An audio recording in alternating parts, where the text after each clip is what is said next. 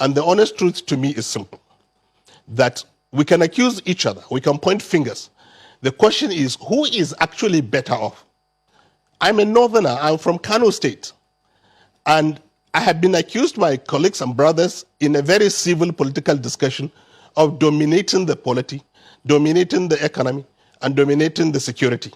So I asked the question, if I dominate the polity, I have the president, yes, I have the executive council and appointees that are constitutional, just like every other state.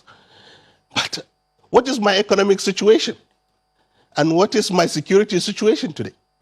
So the question is it working for me if I dominate somebody? It's not. The question is, look at all the indices of development.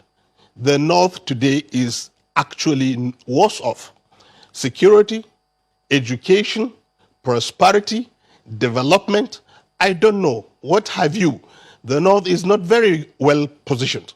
In fact, other parts of the country that have been pushed off in opposition space have managed to organize themselves into a survival mode and come up with a credible economic and development model. So I will say to you that, look, I think this country needs to be reviewed, and I think need to be fairly and equitably structured. I've always advocated for what I call development federalism. Development federalism, in my view, is a consensus by the 6 regions and Abuja to create a development template over time and devolve power gradually to the regions and to the states. The truth of the matter is, we all need to go back to our states. If all the states are working, the federation will be working, because development is not in isolation. Everywhere you go is either a local government or the state.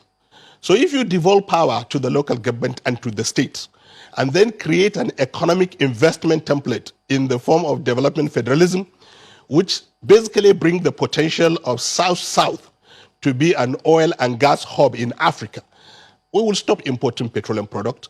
We will stop importing things that we should be exporting, and we will become net exporters of that product. The Southeast, we all know, are very ingenious people with technology, manufacturing, and trading. Please, let us invest heavily. Let us leverage on our resources to and raise the capital to invest heavily in manufacturing so that we don't import things from India. We don't import things from China. We import and we produce these things we need for agriculture and for our transportation and other industrial machinery in the East. It's doable. I've been to Newi, I've been to the industrial hub of Aba. I have seen what the East can do. We will be proud to say, made in Aba, produced in Aba, made in Nigeria. And we will all be proud citizens. And the economy of the East will be a net contributor to the center.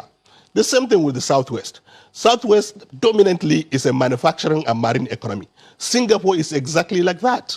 And therefore, if we develop the marine economy, the ports, and the manufacturing base of the Southwest, we will be net exporters of goods and services and service providers in marine. And therefore, the Southwest economy will become net contributor. If you take the 3 regions of the North, Central, East, and West, and you take the 3 countries of Cambodia, Thailand, and Vietnam, our economy is almost the same thing. So, and these countries are booming individually. If you invest today in these regions, in agriculture, agro-processing, and organized market, with the standards for export, standard for feeding Africa, we're even lucky that the African Continental Free Trade Agreement is in effect. We have the whole of African market to ourselves and the world. We will be one of the richest regional zones in Nigeria. Therefore, the North will now become net contributor to the center. And Abuja can maintain our sovereignty, can maintain our identity, can maintain our defense, can maintain our currency, and we raise the flag. Now I am saying honestly, the structure of this country is not working. I don't want to be accused even when I am suffering. I want my people to wake up and rise up and feel proud, just like every other Nigerian will feel proud when that sense of ownership is created. We should review. After all, the amalgamation has expired and the constitution is to be reviewed by the National Assembly. So the question is, what is the process? Now there are 3 different dynamics going on. The first one is the National Assembly has set up a very, very credible committee reviewing the constitution. The question is, can they change Nigeria to a point where they can change the such that the structure can say, we don't want two bodies in the National Assembly? Can they do it? We want to save cost and have only one unicameral body. Can they do it? So can they meet the aspiration of this change?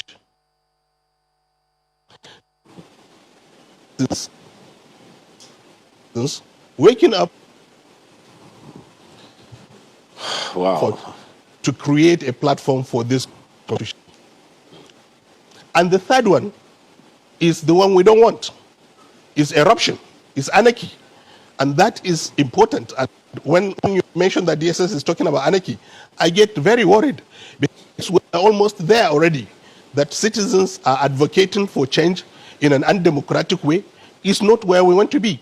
So the government of today should actually honestly review its position, and the National Assembly, as I said, with the political parties, both PDP and APC as the major parties and other parties, to sit down and say, how do we do this peacefully? We all love each other. We all are Nigerians. We all respect each other. At individual level, we all have friends across the whole country. And honestly, everybody wants to have a giant, functional, proud country called Nigeria in Africa. Not only Nigerians, the whole black are looking up to us to provide leadership.